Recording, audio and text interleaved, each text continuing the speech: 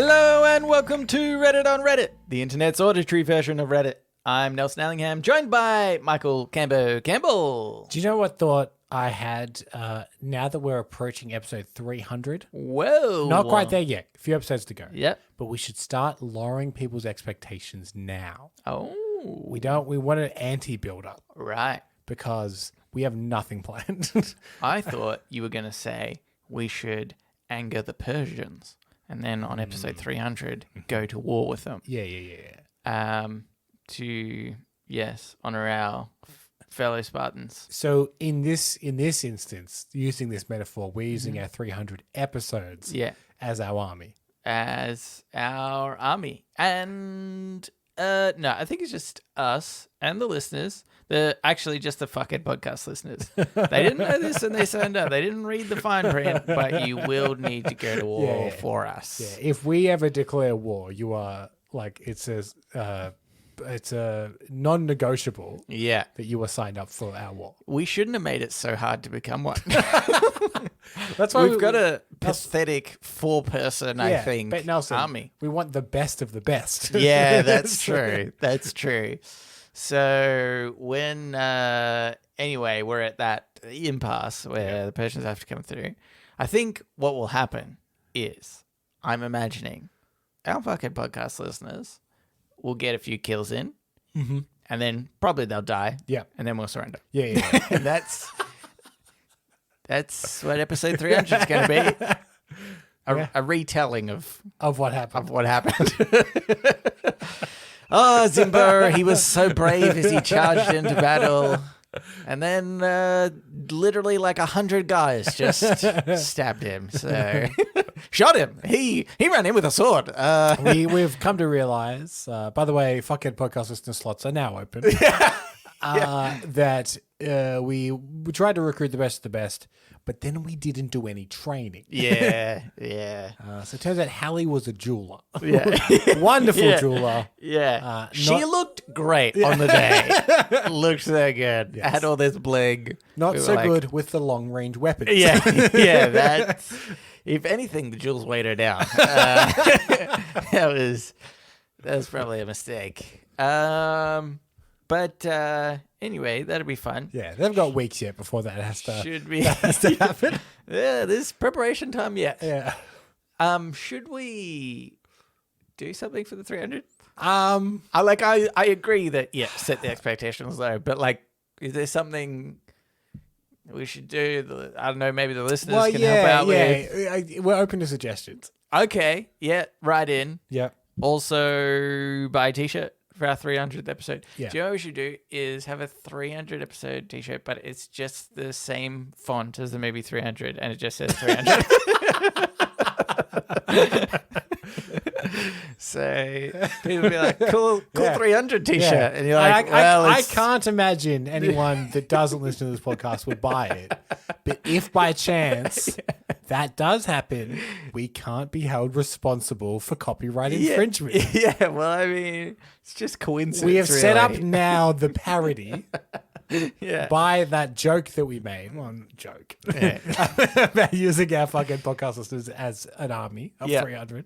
Mm-hmm. So now it's a parody that we're doing that, and we're not trying to trick people. Not trying to trick people, okay? Well, one of our biggest selling T-shirts is the Montague Street Bridge T-shirt. Yeah. And we both suspect people are buying that with no connection to the show. Yeah. Just because it's a funny gag. Yeah, that's right. And then they probably get it and go, why does it say Reddit on Reddit podcast down the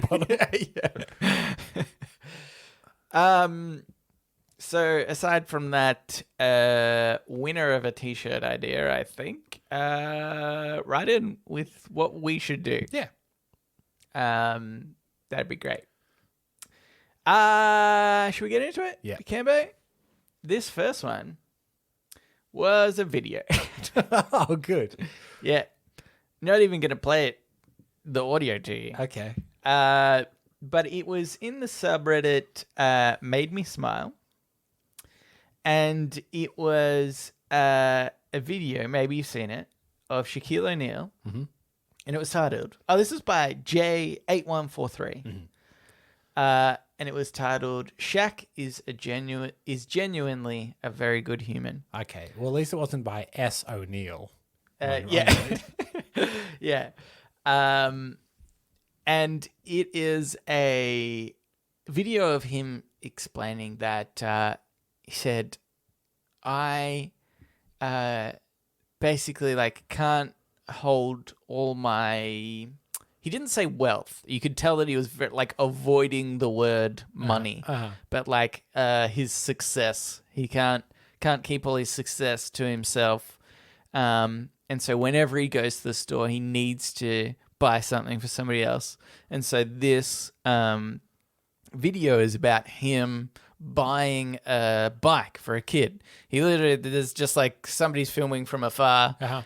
He just goes up to a kid and he's like, hey, do you have a bike? Do you want that bike? No, I'm buying you that bike. Yeah. And he's like, oh, do you have a bike? He's like, no. And he goes, okay, I'm gonna buy you a bike if it's okay with you, Mum. Go ask your mum. Quick, go ask your mum. And it's funny the way that actually his demeanor is, because he's like, I don't have time for this, but like, obviously I need to be charitable. So here we go. And then I think the second time he actually tells him to hurry up. And the guy picks out a bike and he's like, oh, you want to make sure this is the one you want? You know, you can choose anything. Yep, mongoose. All right, cool. Let's go. And like buys him this bike. And then just before the end actually tells the kid, don't take any money from strangers otherwise, okay? Right? And he's like, yes, sir. And that's basically, just him. So it cuts between like a talking head of him talking about this and the video footage, and the footage of him giving the bike away. God, imagine if we had played that audio.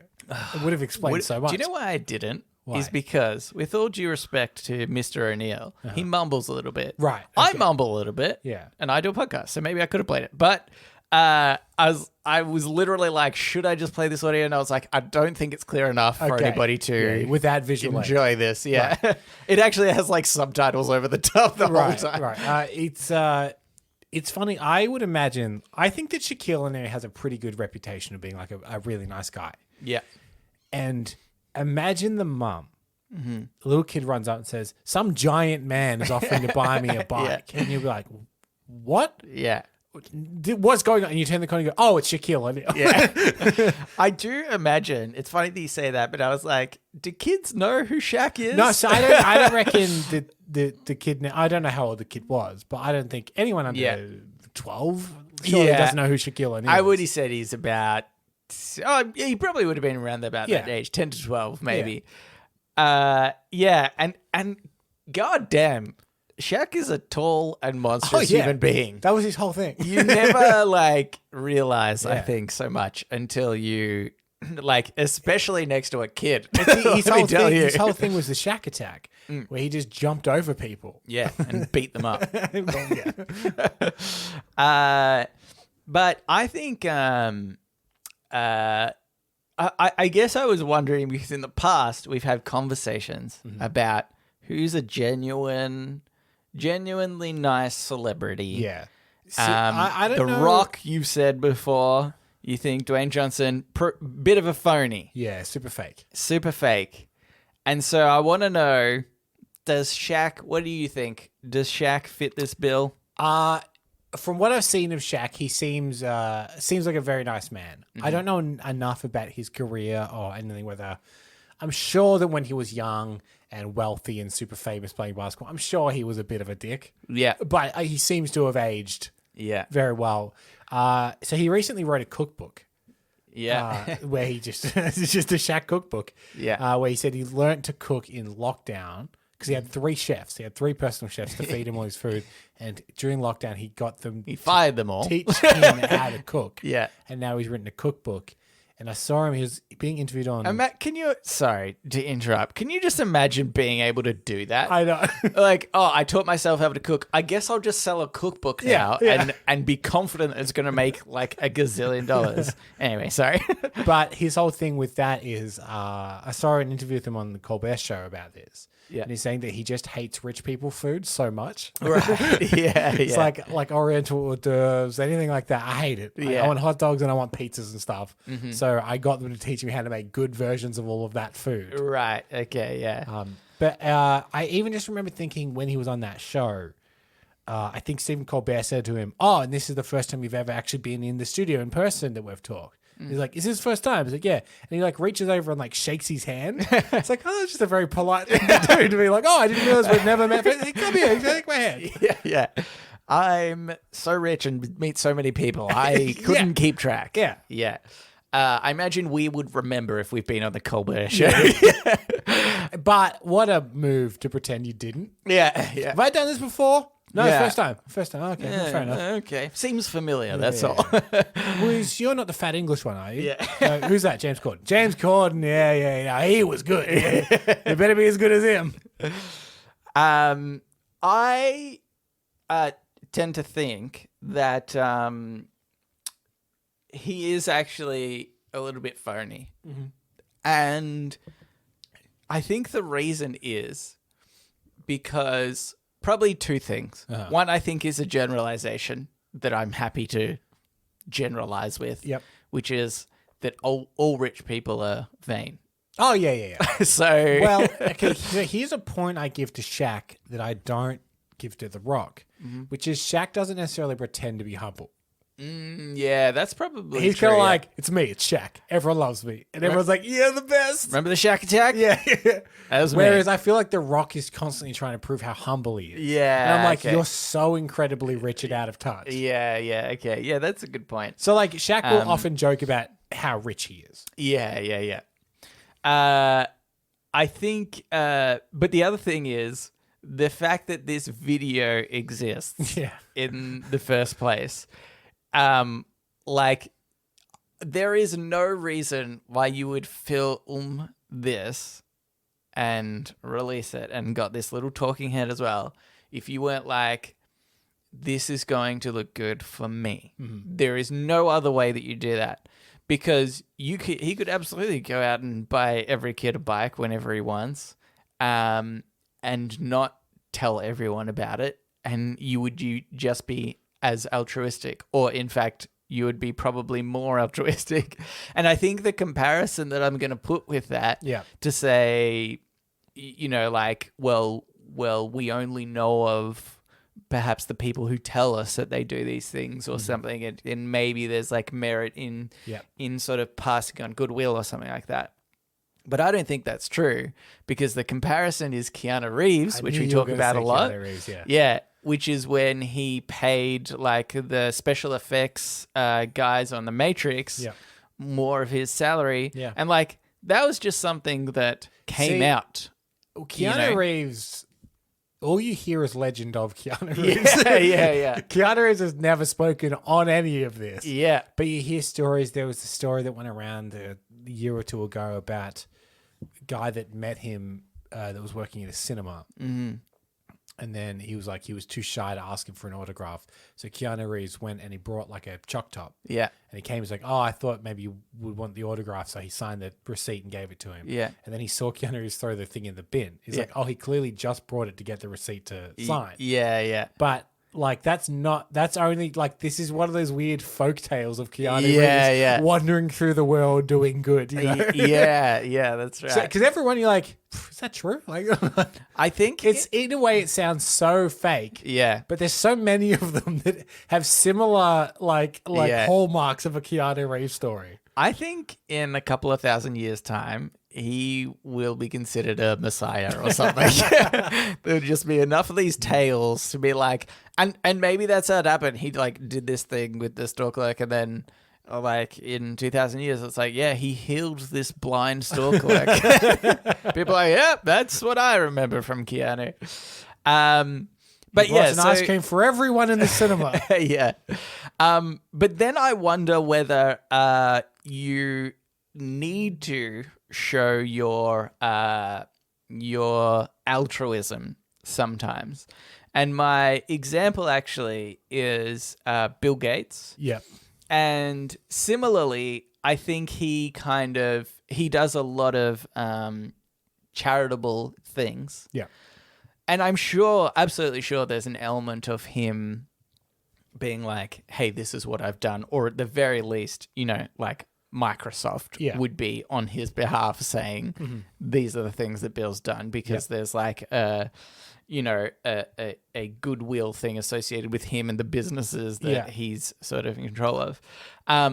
But at the same time, I would say not as overtly like, hey, look at me, give this money away. I would also say the difference with Bill Gates is I have less of a problem with that in that he seems to be using his profile to draw attention to something. Whereas Shaq is drawing attention to Shaq being generous. Yeah. Where he's like, hey, malaria is actually a really big deal. Yeah. And I want people to know the research we're doing so they can understand what this problem is. Yeah, that's right. That's a really good point. And so I think, I guess, also my comparison here, I'd say, Bill Gates doesn't make it about him. But I would say without a doubt, if you were to poll Shaq and Bill Gates, poll people on Shaq or Bill Gates as to who they like more, then Bill Gates would be way down there because people aren't... Because he did the coronavirus. People aren't remembering or thinking about, that thing that he did for malaria. But I saw this video of Shaq the other week giving a bite to a kid, and that was cool. If you're having a backyard barbecue and you can only invite one, I'd be inviting Shaq. Yeah. I think Shaq would be a fun time. No way. Okay, here's what would happen if I invited Shaq. Everybody else wouldn't have anything to eat.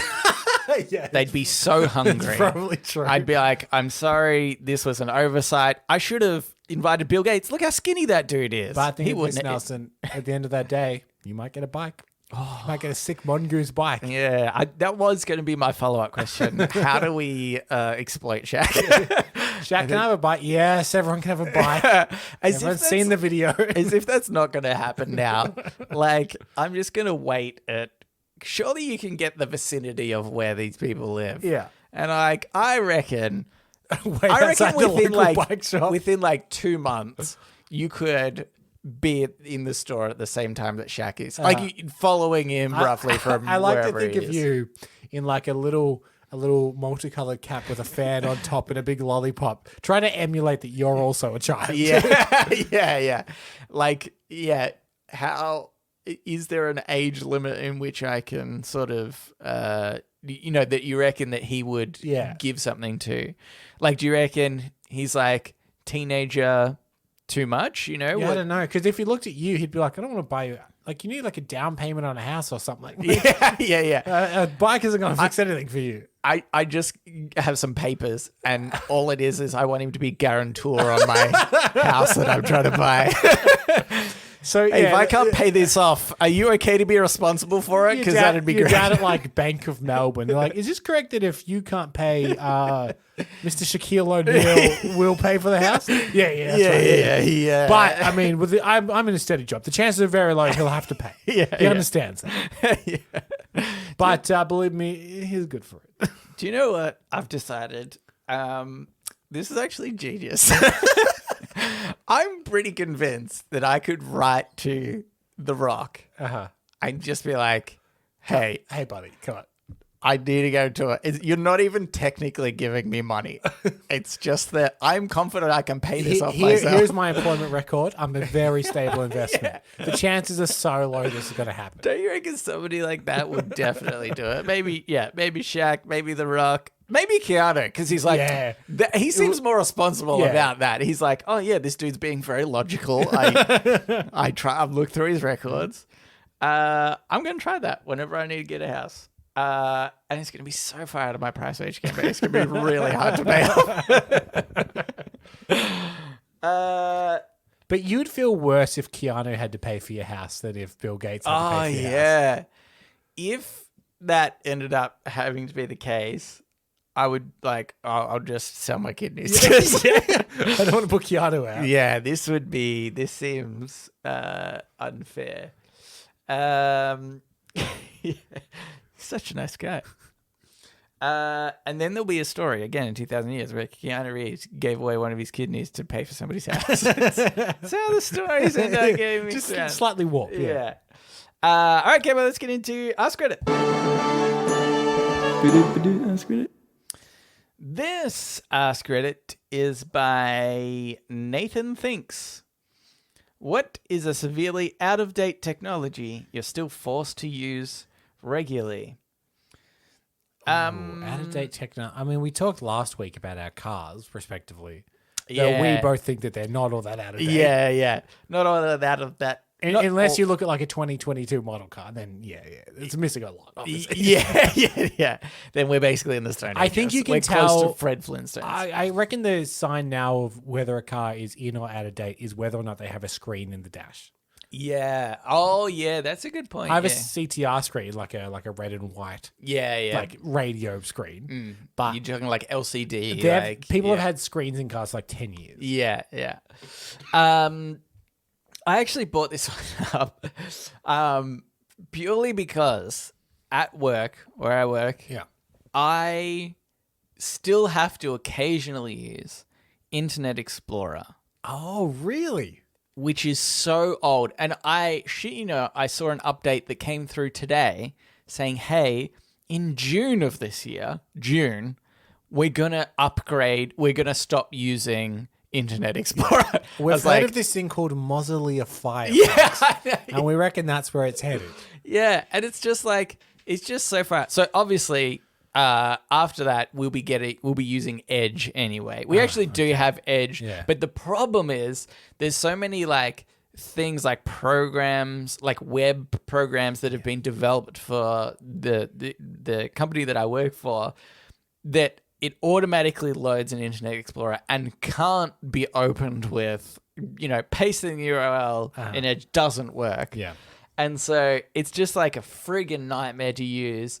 I hate it when companies are so far behind the times and they're because Internet Explorer is so old. People stopped using that ages ago. Yeah. Sure, Edge is maybe a little bit more recent, although I say that still maybe 2 or 3 years, maybe even more.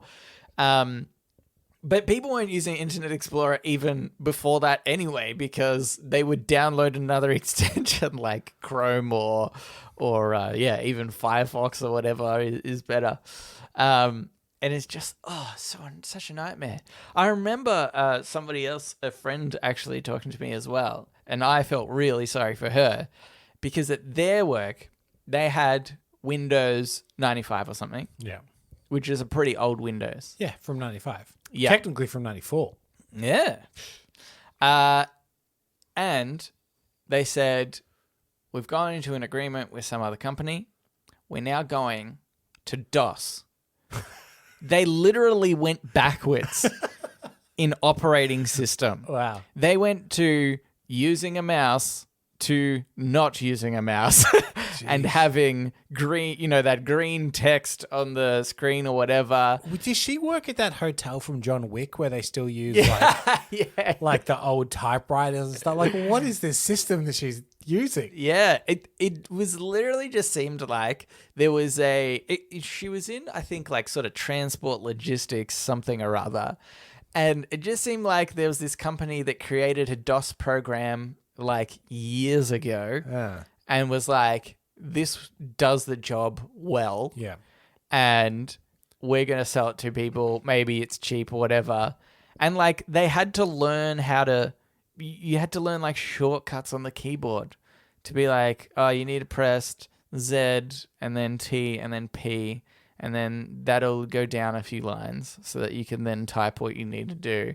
And then using shortcuts to print and save a file and all, just so unbelievably messy and complicated. Yeah. I can't believe anybody went that. It reminds me of my dad. So my dad, his specialty is designing kitchens. And I remember when we were kids, he spent a fair bit of money at the time. It was probably $500-ish on a piece of software to design kitchens. Yeah.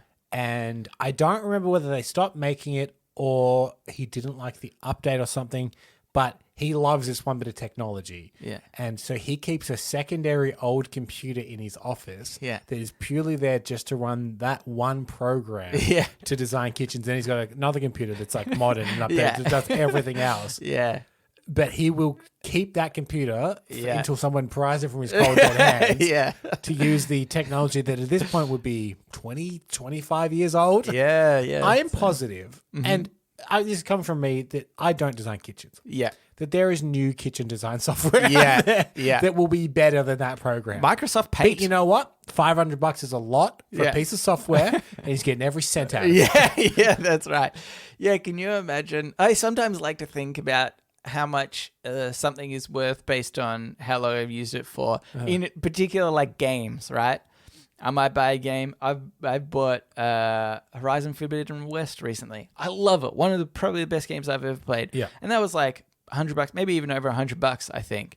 And I was like, if you put that down to like hours of gameplay, I'm sure I've played over 100 and whatever hours. So I'm already only playing $1 an hour, and it only gets less and less the more I play it. Yeah. Like, I think it's funny to sometimes calculate those things and be like, you know what? This is worth it. This was a bargain at the end of the day. Yeah. I know I talked several weeks ago about buying boots. Yeah. But I specifically spent more on a pair of boots that can be resold.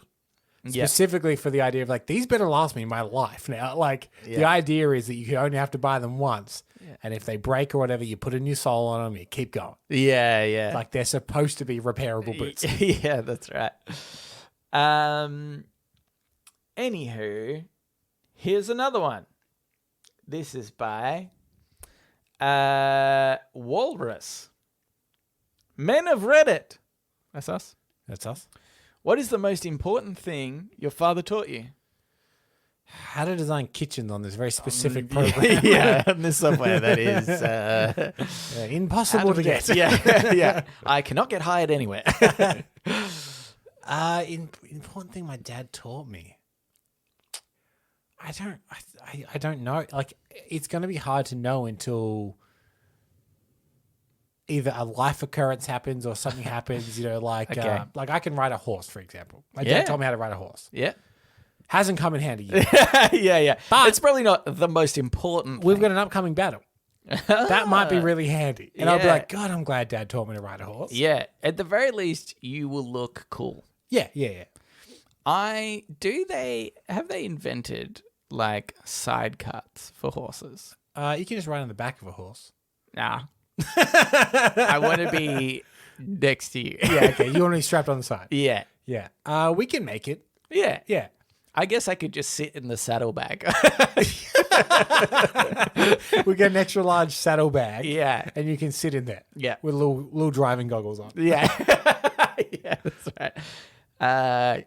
Okay, cool. Glad we sorted that out. So potentially the most important thing you've learned from your father is to ride a horse. Like there are things my dad has taught me, but I don't know what in my life has turned out to be the most important. You know what I mean? Okay.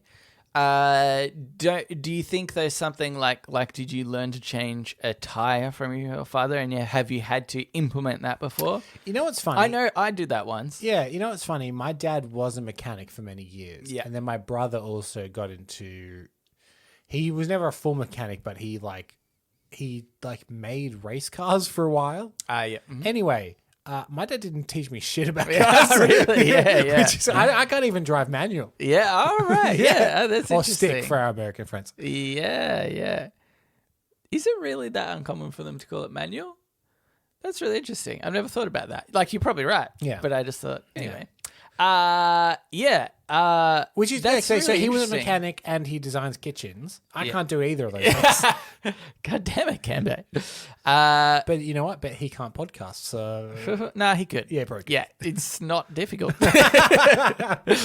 I think that's interesting because, like I learned how to change a tire from my dad. And I actually thought, funnily enough, that was almost like an antiquated thing to teach or maybe not antiquated, but like changing a tire, I feel like you could figure out if no one... Well, I've never had to change a tire, come to think of it, but I do understand the process of how to do it. Well, yeah, see, that's what I thought until one time I was talking to a friend and they're like, had a flat tire, didn't know how to change it, couldn't work it out.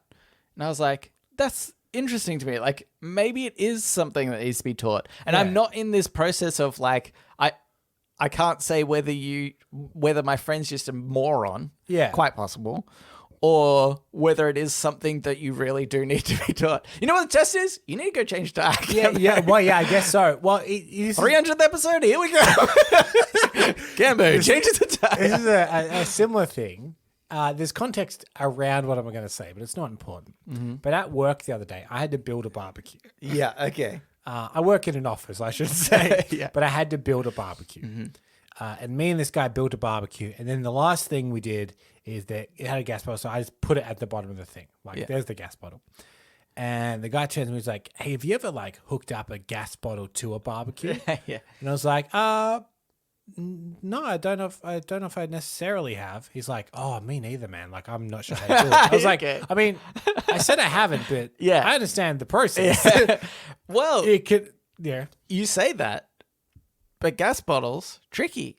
It's lefty tighty. Yeah, yeah. That's the only thing. But then, like, that takes like 5 seconds to realize it's the other way around, and then you've done it. See, weirdly, I just thought of like when we worked at the cinema, there was like gas chambers and stuff at the back of the candy bar, and you changed oil hoses and stuff over all the time. So, give it a go. Yeah. So again, I was like, even though I may have even done this, I honestly can't remember. Yeah. But I'm pretty confident that I could work this out. Yeah. If push came to shove. Yeah, that's right. We should give you a series of challenges, Campo. Yeah. Of things that people expect to know how to be able to do. And just see if you can do them all. Yep. Starting with changing your time. Changing tire. And then waging a war against the Persians. Also, is that self-explanatory? Yeah. I think so. I think so. Kick a Persian. And go. And that goes for all of you. Tell your friends.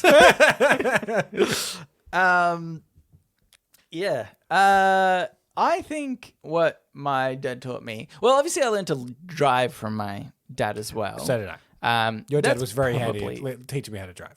Yeah. That's he was good that way because your dad wouldn't teach you anything. He's about off designing cars. kitchens. Yeah. But actually, I think the thing that I want to say that I probably picked up from my dad more than he taught me maybe is I think he, and maybe this sounds really, I don't know, like up myself or something for saying I feel like I have a good sense of this.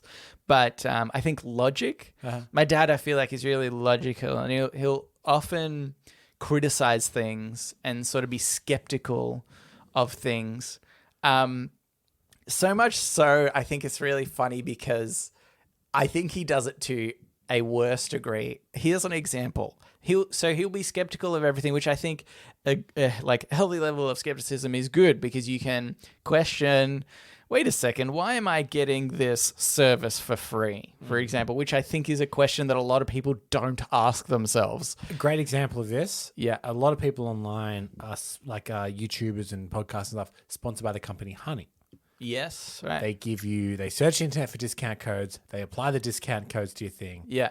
You save money. It's completely free. And they all say, there's literally no reason not to. I'm like, well, they're definitely stealing your data. They make they're definitely money. selling your data to companies that you're buying from to help with purchasing patterns. Yeah, exactly. There's a reason it's free. Yeah, that's right.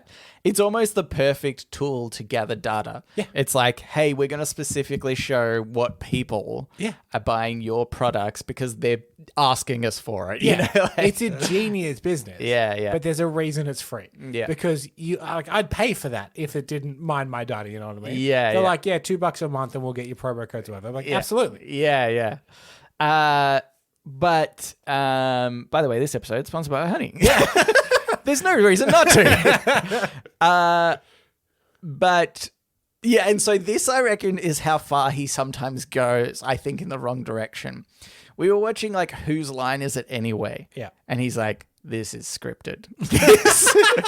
I'm skeptical that this is an improv show, and I suspect this is scripted. Okay. And it's like, this is such an inconsequential thing to... Does he watch reality TV and go, I reckon the producers are behind a lot of this, if I'm being honest with you. I reckon they're manufacturing this drama. Yeah. Although sometimes very much the case. Oh, yeah. Definitely. Yeah. But again, I think it's something that everyone's like, yeah. Right. And so I think it's funny that like he there's just things that you're like, you don't need to be skeptical of this thing. Yeah. Because either we all know what's wrong with it to begin with, perhaps, or like it's inconsequential for, I don't know, the thing. But otherwise, I think like, that sort of mindset, I feel like I've got from him a little bit.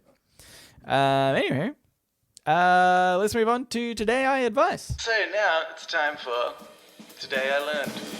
Today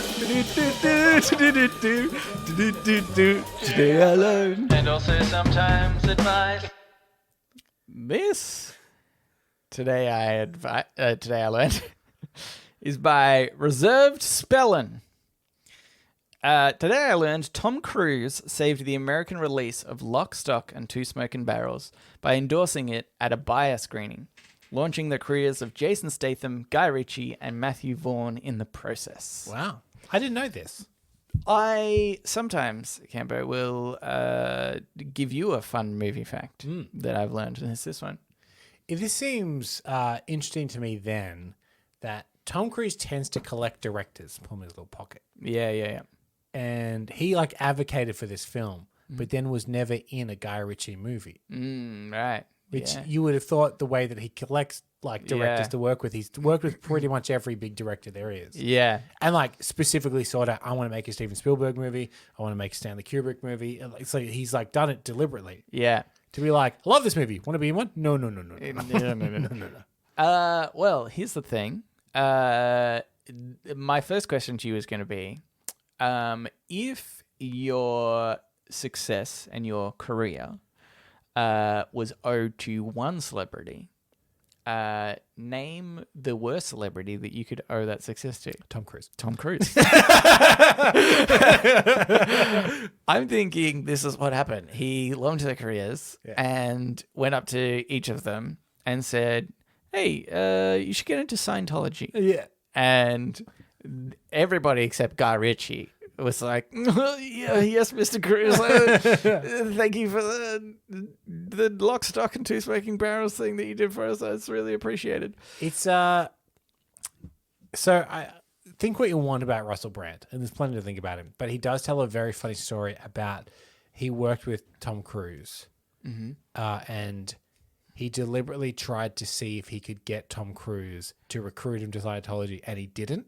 Oh, really? That's such a funny he's like, I would go up and say things like, "Oh, I'm a bit lost, Tom. I don't know what I'm doing," And Tom would be like, it's hard." And he'd be like, right, okay, got any advice for me or whatever? He's like, just try your best. I bet you Russell Brand is a Scientologist. If that's not the best reverse psychology ever. My point is, I wonder if Scientology has a weird snobbery in the upper echelons, where maybe he's like, "Oh, you're not Scientology worthy." Yeah. That being said, I also read Seth Rogen's book where him and Judd Apatow had a meeting with Tom Cruise, and he did start going all Scientology-ish on them. Honestly, it seems so like... I don't think Seth Rogen and Russell Brand are like that far apart. You know what I mean? I think... I think it's about catching Tom on the right day. To be honest, he's done some weird stuff. The speech that he gave at the Scientology church one time, that went viral because he's just insanely rambling.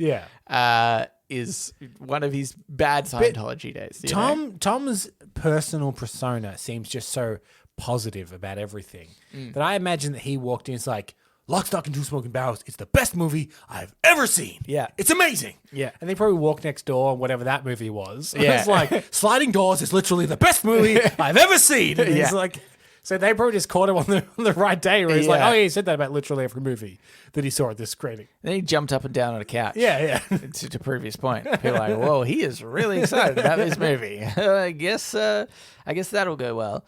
I think, I just think that if Tom Cruise endorsed a movie that I was in, I'd feel dirty about it a little bit. Mm-hmm. Part of me is like, I don't know if I'm just suspicious about you, is all I'm saying. Not sure if I want that endorsement. I mean, obviously, I want all the money and fame that comes from movies and then launching my career. Part of me, though, because I do love Tom. I think Tom is an entertainer, second to none. Yeah. Part of me would be caught up in the thrill, and I am not I'm not too proud to admit that if Tom Cruise endorsed anything of mine, I'd be like, oh, Tom. yeah. That's true. I'd join Scientology in a heartbeat. Yeah. That is. And then I'm positive I'd never see Tom again. Yeah. That's guaranteed. Yeah. Okay. I have another one for you. This is by Puffball Cat. Puffball Cat. Puffball Cat. Today I learned in 1895, Georges Polti proposed 36 general plot lines which categorize every dramatic situation that might occur in a story or performance. I think it's really interesting. And I actually love this because I love the idea, some advice that we were given when we were writing a script, and something I think we've mentioned on this show before is that we were given the advice, everything's already been done. Yeah. Don't worry about it. Yeah. And I think that, so I love the idea that maybe someone has actually been able to categorize every possible storyline or plot line. I know for a fact this may be one, but there are many different philosophies on how many stories there are. There's one that says there's only 11 types of story. So, like, it's one of those things as well, I think, is a good to know, but don't have to stick by it kind of thing. You know what I mean? Yeah. Well, again, I think it just gives you kind of confidence in stuff sometimes. And can also, I think, probably help. Yeah. Like what kind of story am I telling? Yeah, exactly. I'll go through these 36 plot lines. Don't worry, Cambo. I've got them here for you. Not sure how boring this is going to be, so we'll see how we go. The first one, quite boring. Supplication. A persecutor or supplement, a power and authority whose decision is doubtful. The supplicant, appeals to the power and authority for deliverance from the persecutor. Oh my God, this is sounds really complicated. Anyway. What year was this written? 1850. No, I'm not sure. Oh, what it really was. 1895. Okay, yeah. This is now making a lot of sense. I skimmed over some of the words. I actually didn't read that one. For example, a more modern screenwriting book, and I say modern, it's still like 20 years old, is Save the Cat, where they classify one of the stories as dude with a problem. Yeah. Whereas this is a bit more formal. Oh well, yeah. I see this as that's he's really thought about every conceivable thing. Yeah. Okay. Let's maybe just run through a few of these. Okay. Do they have any examples of stories that they do? Okay. But from obviously 1895. Count of Monte Cristo or whatever. Not necessarily, but okay. So for example, there's Deliverance. Example, Deliverance. Crime. Wait, Deliverance. Yeah, maybe these examples aren't necessary. Deliverance is a movie from the 80s. I don't think the examples are actually from... Is that Raped in a Forest? Is that storyline? Deliverance is... Deliverance. Thriller. Blah, blah, blah. Yeah. Yeah, the guy gets raped in the forest. Yeah, okay. Anywho. Crime Pursued by Vengeance. Okay. Now we're getting to some normal worded things. Jonathan Wick, I would imagine. Yep, exactly. That's right. The criminal commits a crime. Oh, actually, this might be a bit different. Oh, yeah. The criminal commits a crime that will not see justice, so the avenger seeks justice by punishing the criminal. Oh, yeah, that is yeah. Oh, I forgot about the dog. Yeah. That's a lot of movies, I guess. Yeah, exactly. Vengeance taken for kin upon kin. Okay. This example they've put is Hamlet. Yep. Makes sense. Or The Lion King for younger listeners. Yes. Which, yeah, okay, interesting. Pursuit. finding a fugitive or whatever. Yep. Like the movie The Fugitive. The Fugitive. It's in the example. Is it really? Okay. Or Les Miserables. Yep. Disaster. Like Disaster. Is there a movie called Disaster? I think there is. Yeah, like that one. Okay. Probably. I think it's like one of those in the 1970s they went through a phase of disaster movies. Okay. I feel like one of them might just be called Disaster. Yeah, okay. And Aeroplane and things like that. Falling prey to cruelty or misfortune. Revolt. Daring enterprise. Abduction. The Enigma. Obtaining, which is, I feel like, what they tried to do for the Batman, and it did not work.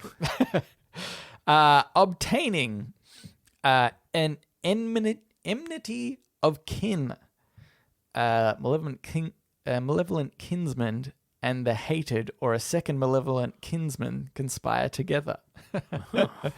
Rivalry of kin. Murderous adultery. That seems very specific, doesn't it? Murderous adultery. Erotic thrillers. Yeah. Aren't they? Basic Instinct and such. Yeah. Madness. Fatal imprudence. Involuntary. Fatal imprudence. Imprudence. Maybe I'm an idiot. What's imprudence? Well, let's read this. The imprudent, by neglect or ignorance, loses the object lost or wrongs the victim. But what's imprudent? They're imprudent, you know? Imprudent, not showing care for consequences of an action. Okay. Oh, okay. Thanks, Bing. Object lost or wrongs the victim. I was thinking of Ferris Bueller's Day Off, sort of. Maybe not quite. Anyway, involuntary crimes of love. Involuntary. Ooh. Accidental crimes of love. Slaying of kin unrecognized. That seems also very specific, don't you think? Self-sacrifice for an ideal. Yep. £7 or something. Something. 7 Pounds is a movie where With Will Smith? He gives his organs to people that deserve it. Yeah. So let's take it. Self-sacrifice for kin. All sacrificed for passion. Necessity of sacrificing loved ones. Rivalry of superior versus inferior. Adultery. This one, not murderous. Okay, just normal adultery. Just normal adultery. Okay. That's more just like sexy good time. Yeah. Crimes of love. Discovery of the dishonor of a loved one. Discovery of the dishonor of a loved one. Interesting. Obstacles to love. An enemy loved. Ambition. Conflict with God. I actually like an enemy loved one. Because I think actually this tells it a little bit different. And as I sort of see this is inside certain other things. Like for example, Walter White. In Breaking Bad, I think, is like an enemy loved kind of thing. Maybe right. It probably it doesn't fit this probably as exactly as a plot line. Are you saying it's like someone that is bad but you like them? Yeah. Which is probably not necessarily what this means, but I like that as a concept for certain a type of story where you kind of like the anti-hero. Yeah, the anti-hero and stuff. It's like Dexter and stuff. Yeah. Ambition. Conflict with a god, like the movie The Man Who Sued God. Oh, what a reference. Mistaken jealousy. Erroneous judgment. Erroneous? Erroneous? How do you pronounce that? I say erroneous. Erroneous. Yeah.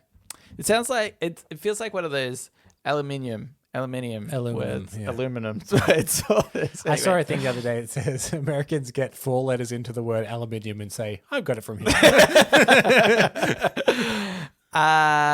Erroneous judgment, remorse, recovery of a lost one, loss of loved ones. Yeah. These all sound like Liam Neeson titles, those last couple. Yeah. But yeah, I think it's interesting. Yeah. To how much of a hack every screenwriter is. Yeah, I could Yeah. We've still got to write our low budget Bruce Willis movie. Oh, yeah. By this stage, people would have voted on title Yeah. and maybe something else. If you got a plot, we'll take it. It's very difficult to get into this. Well, because we're recording on a sliding scale. 4 weeks time ish For us. But one week pick in up the past for you. No, but I'm Oh, thinking right, to make it work. Yeah, from this episode. Yeah, there will be a big void. There'll be a void. It seems as if we've forgotten. Yeah. And we're not talking about it, but anyway. Okay, let's move into shower thoughts. Shower thoughts, shower thoughts, shower thoughts, shower thoughts. This shower thought is by Mr. GoPro 470. You have, most probably, never spent a full day naked. Mr. GoPro 470.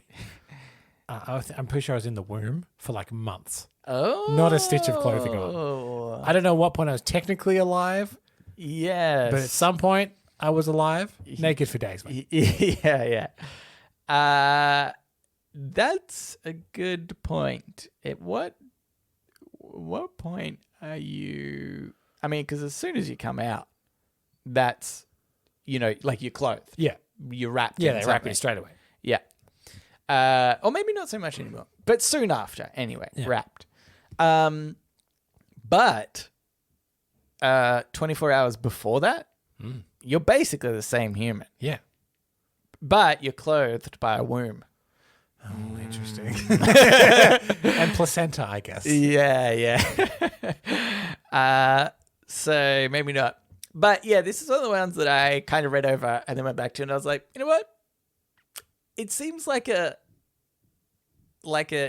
dumb shower thought, but then kind of at the same time, I'm like, yeah, but like I think it's kind of correct. Like I feel like there should be a day in my life where I've been naked the entire day. Yeah, but there isn't. The closest you would get is like if you're on a beach holiday. Yeah, and maybe you're just wearing board shorts with no underwear underneath. Yeah. You've just got one thing on. Yeah, you've only got one item of clothing on. That's the closest to naked, and you're spending the most of the day that way. Yeah, that's right. Because like I don't sleep naked that often. Yeah. Very rarely will I actually sleep naked, I think. So then, and I feel like you got to start that way, basically. But even this says whole day, right? Yeah. That's what I mean. Like you've got to. I feel like you've got to be somebody that sleeps naked. Yeah. So then you've got at least like 8-hour stints of being naked. The start, the end of the day, you're good there, and then you just have to really commit to it for the rest of the day. Yeah. It would have to be a warm day, I think. Yeah. Anyway, maybe I'll do that. Episode 300, here we go. You're naked hovering over me trying to change a tire. Battle going on in the background. This next one is by Ms. Human Person. That's real. The most important step in folding a fitted sheet is lying to yourself about what a rectangle looks like. I never expect a rectangle. Yeah. And therefore I'm never disappointed. There's always it's like a crescent moon drape when you fold a fitted sheet. No matter what, it has that crescent moon shape. Yeah. And then you can fold it into like a weird triangle. Yeah. And I'm happy with that. If it's got two straight corners, like two straight lines, I call that a victory with a fitted sheet. Yeah, that's good enough. Yeah. My partner recently implemented you roll up towels and put them in the cupboard. Okay. Which I found weird. And then, amazingly... Probably saves space. I don't know if it saves space. No, it definitely takes up more space. Because it doesn't tessellate. If you've got a bunch of rolled up towels rather than them just being flat. But the access to those towels, way easier. Yeah. You can slide them out like a wine rack or something. Right, You can just kind of pull them out. Yeah, and I was like, oh, that's actually sort of beneficial. I fold my t-shirts in the Marie Kondo style. Yeah. Great system. Mm-mm. Safe space, space saving. Yeah. Easy access. Yeah, Fantastic. Yeah. Mm-hmm. I started doing that too, actually, because I moved in a place I think where everyone I did in that same week. Yeah. That show came out. Yeah. Yeah. So I'm wondering whether I actually haven't tried with the sheets, but maybe the new system is roll everything up. Oh, okay. That's my hot tip. But sheets you need to access less frequently than towels, I think. Yeah. If I'm changing sheets, I have time to lift something up and grab a sheet. Whereas if you're on the way to the bathroom or whatever, you do want to just grab and go. Mm-hmm. Yeah. That's true. Here's another one. This is by Beast Mode Chad F13. I like the sound of him. Yeah. And it's definitely a him. Oh, crap. I think we've actually had this one before. I don't know why I didn't pick up on this, considering I'm the one that does the show notes. But anyway, here it is. Your future self is talking shit about you. Yeah, I think we have. We have had this, haven't we? Yeah. It's weird that I picked it up seconds before saying it. Do you want to talk shit about Nelson that did this earlier and put that show note in? That guy is such a fucking idiot. No, wait, he's all right. Yeah, it's good really looking too. This one. You know that Nelson from like seconds ago? Fucking idiot. Yeah. Anyway. Well, yeah, okay, let's move on then. Let's get into podnapping. Oh my god, I'm being podnapped! Podnapping. This is Podnapping, where we nap a pod. We take a topic of conversation or a segment from another thing, and we do it ourselves. Yes. Now, I noticed that last week you podnapped an actual thing, actual podcast. Yes. Which I thought... Thanks to the pesky gay. I thought was actually quite cowardly of you. Oh, right. So I've actually just made one up. Oh, okay. Yeah, which is, in many ways, the brave thing to do. I stuck to the rules like a real nerd. I know. This is something that was spurred on by a conversation I had with Stacey weeks ago now. Mm-hmm. But the idea about how there's two kinds of people in the world when it comes to certain things. Yeah. We often get accused of being quite similar, which, fair play. But what I've done is I've got a list of common things of which there are two kinds of people in the world. Okay. And let's see how many of these we actually match on. Okay. And this will determine how similar we actually are. Can I give you one that I think is really a really good oxymoronic one of these? Sure. Hopefully it's not yours. There's two types of people in the world. Yep. One that believe in two types of things and one that don't. Yeah. Great. Yeah. For the premise of this game, I believe there's two kinds of people. Yeah, okay, good. But I would say all of these are like, generally speaking, people do one or the other. Mm-hmm. Okay, first example. You're watching Netflix. Yeah. You finish watching for the night. Mm-hmm. Do you click back onto the menu and then turn the TV off? Or do you turn the TV off as it's playing? I would say I think I normally just turn it. I think normally I just turn it off. See, I go back. But sometimes I will go back. See, this is Stacey and I are opposites in this. Yeah. She'll turn it off mid playing. Yeah. I don't know why, but I hit stop and then I turn it off. You gotta get back. I mean, I was going to say it doesn't benefit me, but occasionally I do turn the TV on and something will just start playing again. I think it's just, I honestly think I'm probably 50-50 split on when I do this. You do both. And I think it's because I think about it. I think I naturally go to press back and my mind says, but why? Yeah. And then I turn it off. And it just for some reason seems neater to do. Yeah, it does. For some reason. You're like, oh, I can't stop something mid-thing. Put it back at the home page. Yeah. Scroll all the way up to the top. It's the equivalent of like if you've got a jug like or a kettle or whatever and you've used the last of it to refill it and put it back. That's going back to the menu for the next person. Yeah. Even though I think it defaults if you turn your TV off anyway. Yeah, I think so. Anyway. Okay. Setting an alarm in the morning. Okay. One alarm, multiple alarms. I used to be a multiple alarm person. Now I can just do one. Yeah. And I'm good. I have gone the opposite. Yeah. Before lockdown, one alarm. Okay. Since lockdown, I need multiple alarms to get right. Yeah. And I haven't got out of it yet. Lockdown's been over for a while. Yeah. And I still have not got back to one alarm. Yeah. So interesting, we've swapped in that. Yeah. Okay. So currently I have 3 in the morning. Yeah. One wakes me up, one reminds me, okay, get up now, and one's like, all right, you got to leave. Yeah, like, oh my God. Get up! Unread notifications on a phone, little red circle. Yeah. Okay? Not okay. Notifications on a phone. Yeah. Not okay. Not okay. I agree. Here's the thing, though. I have a ton of unread emails, and it sort of bothers me. But I get so much spam that I don't ever like bother clearing it and whatnot. But it doesn't come up as a red dot. Yeah, so I have an email that is like that, but I've turned off the red dot. Yeah, so yeah. I don't want to see it. Yeah, exactly. I hate the little red notification thing on any app. Yeah. I don't know why. Yeah. Okay, paper or things in general? Scrunch or fold? Paper or things in general. Yeah, like it doesn't have to be paper necessarily. Okay. Well, when it comes to towels, Cambo, I roll. I'll have that as an option. Roll. I think if you get a receipt, folder. you got a receipt, say. Receipts are a good example. Oh, receipt. And you're fidgeting with it. And I'm fidgeting with it. I think I'm a scruncher in that situation. Okay, yeah, I'm a folder in all things, I think. Yeah.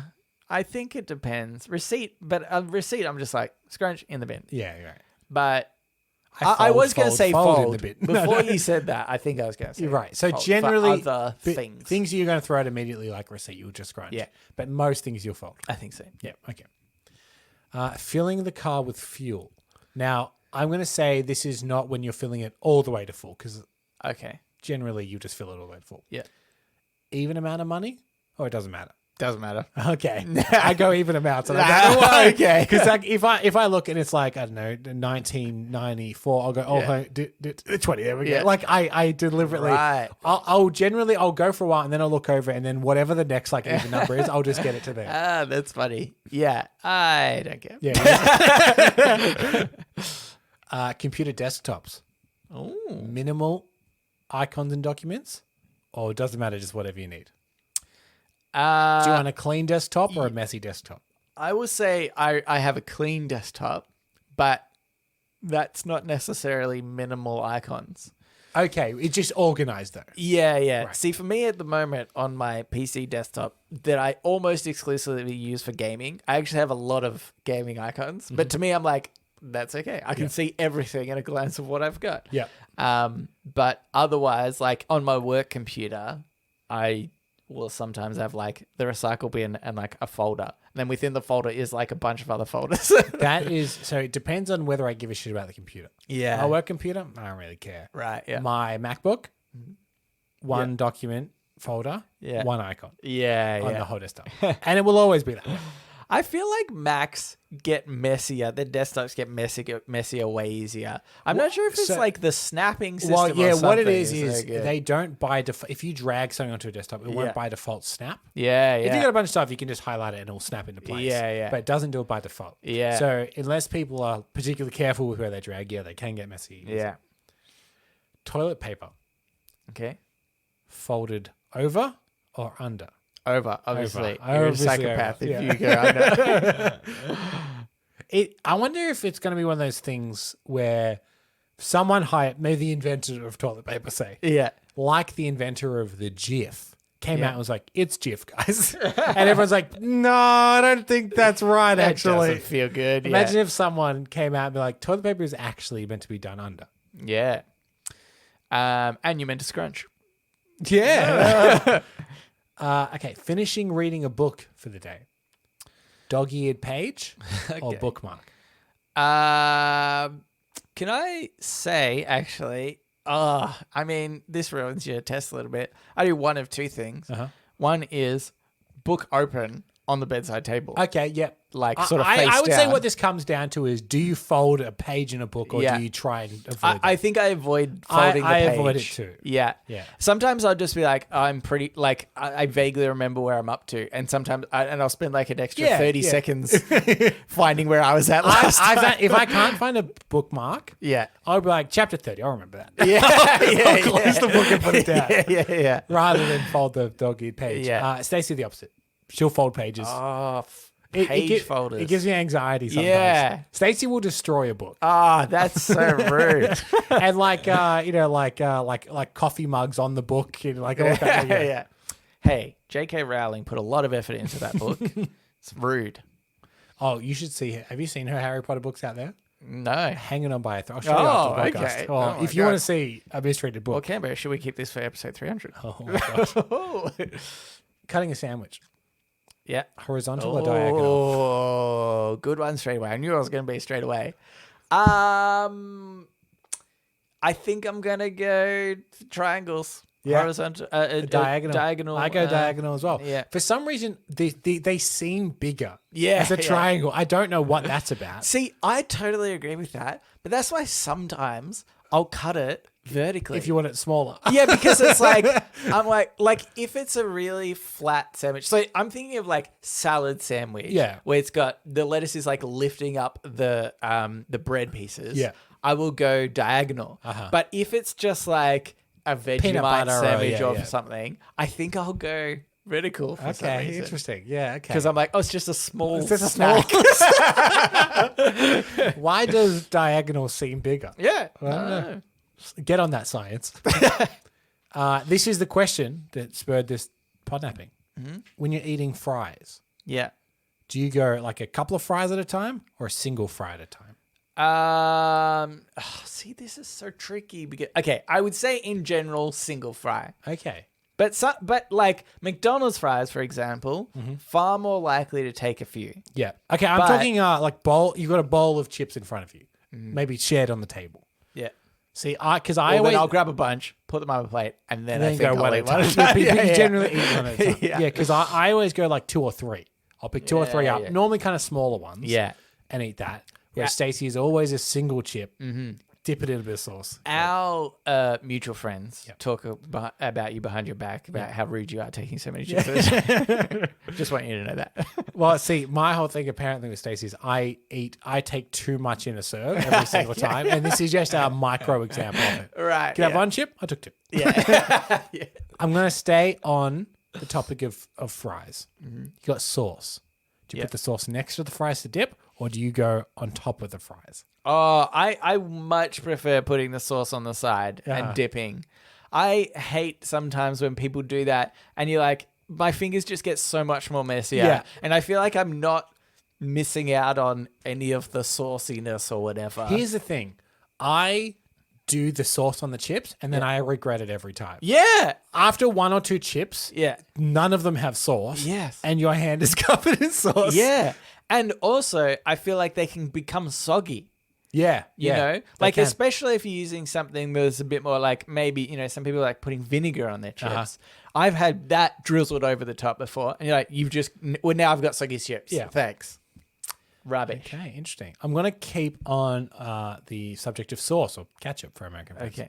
You're putting on a burger patty. Spirals Oh. or zigzags? Oh. I've definitely done both, but I think a burger patty, I've got to go in the shape of the... I'll go I don't spiral. understand people that don't do the shape of the Yeah, you know what yeah. I mean? Yeah, that does seem chaotic. Yeah, it does. Maybe what if you did a grid? Yeah. I've never seen the grid. I've seen the zigzag, but I want to see like individual lines across and then individual lines down that cross over the horizontal lines. Yeah.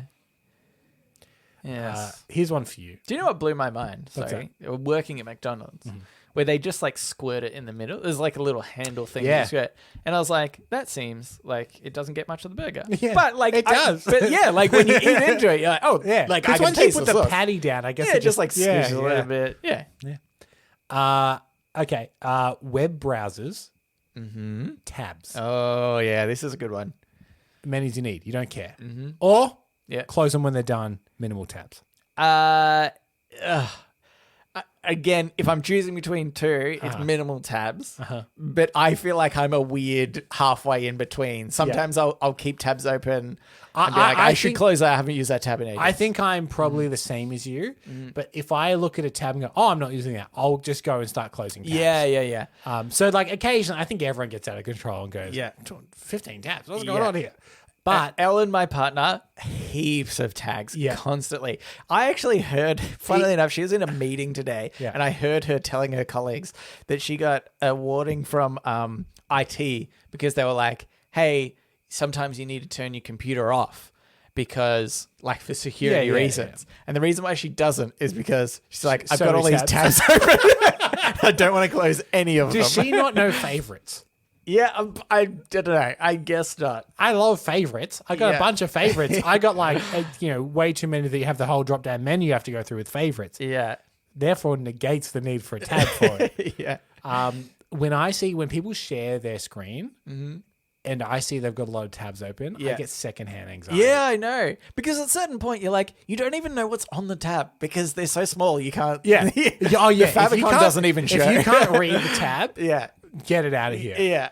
Or God forbid one of them starts playing sound. God. That's okay. And this is the last one, and this is based on something that I observed. Price tag on an object. I put e.g. like a video game.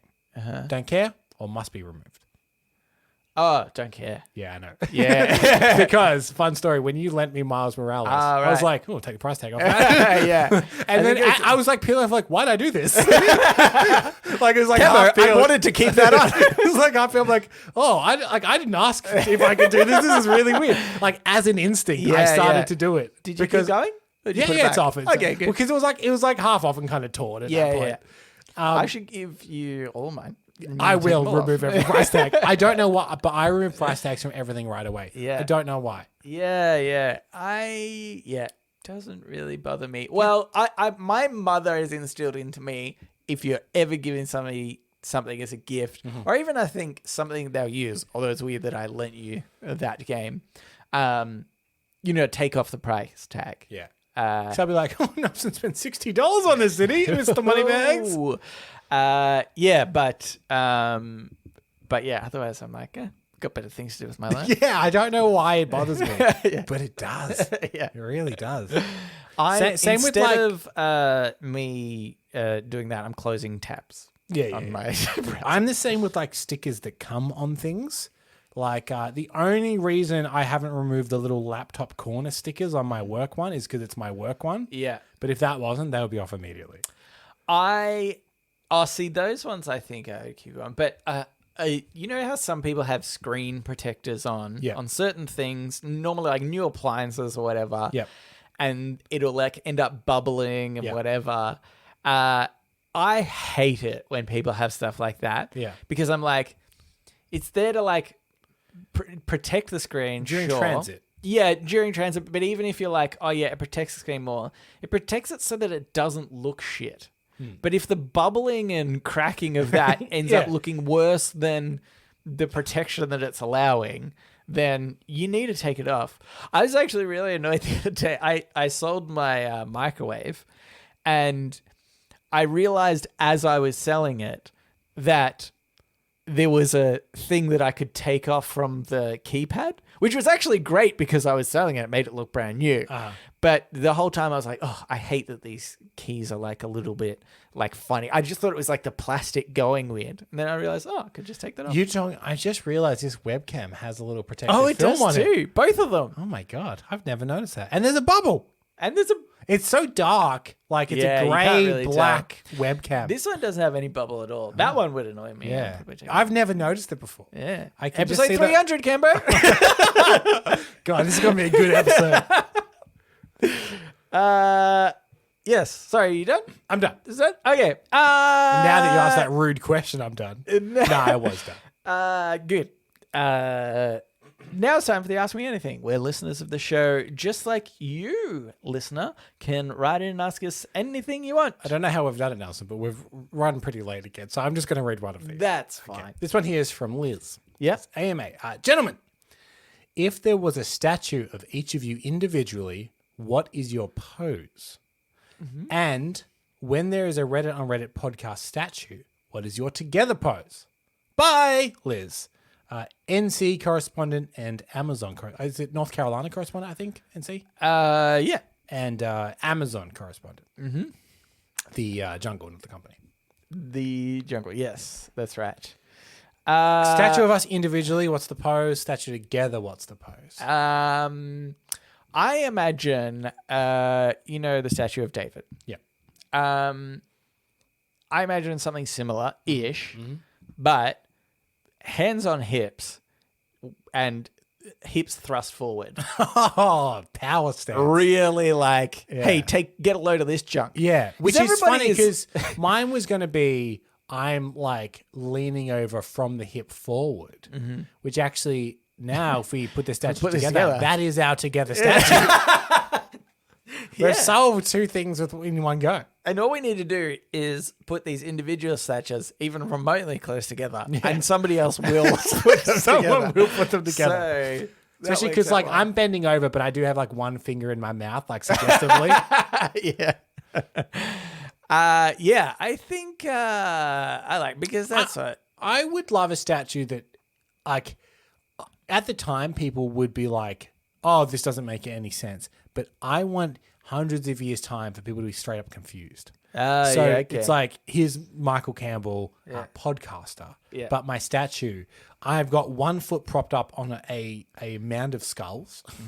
Yeah. And a huge broadsword across my shoulders. Okay. Vest open, rippling body. Okay. And people are like, but he was a podcaster? What? He doesn't even have a microphone in this statue. Podcasters were different back in the day. So, I just mean once it gets 2 to 3 generations away from me, my legend will grow beyond what it was. Yeah. I like this idea of perhaps confusing people with maybe he could be in a spacesuit. Yeah. And I should be in okay, this is what I should do.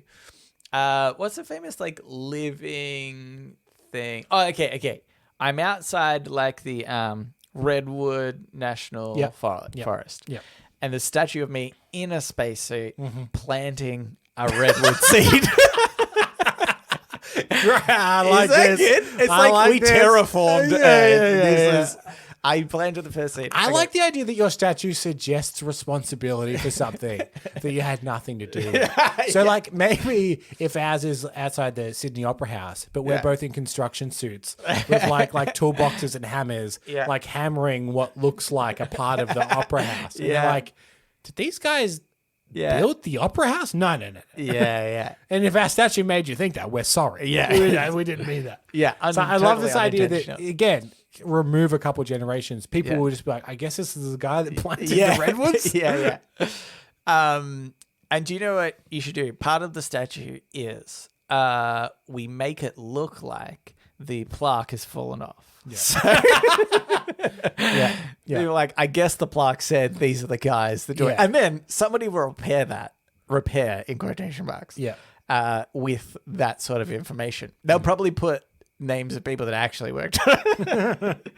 And that's how we do it. Yeah, I also think something really bizarre perhaps that people are why was this celebrated? The idea, okay, let's imagine on the ground there's a corpse. You can see a corpse with a cadaver with an open chest. Yeah. And I've got a heart in my hand or something. Yeah. And I'm bending down and giving it to a kid? handing it to a child. And there's a line of children behind that child. They're all smiling with their hands out. Yeah. We're all smiling. It's really happy. Okay. Joint statue idea. I'm the cadaver. Good. Yeah. People are what? Yeah. Just from dead bodies handing it to everybody's happy. There's a statue about this. It seems like a good thing. And then the plaque says he was responsible for the redwood forest. So I don't know what's going on. I don't know. That's good. I like that.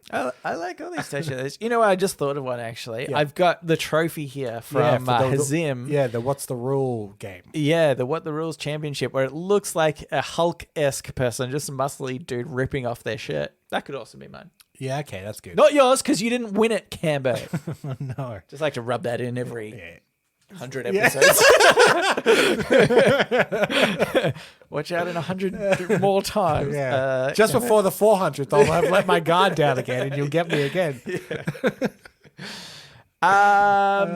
Alrighty, so thank you for writing in, Liz. If you would like to write into us, you can do so. Reddit podcast, READIT podcast @gmail.com. Yep. You can also reach us at Facebook, Twitter, and our subreddit. They're all READIT podcast. We'd also appreciate it if you could subscribe and rate the show on whatever podcasting app you're listening to us on. It'd be a real birthday treat for us. It would be. I'm not saying it is our birthday. Yeah. But you don't know it's not. It would be. Yeah, it'd be a birthday treat if you did it. Yeah. If you did it now. Yeah. I think I've made that clear. I know. I think it's pretty clear. Also, give us your ideas for a 300th episode. Yeah. And buy a 300 t-shirt. So that's it. Thanks for listening, and we will read you later.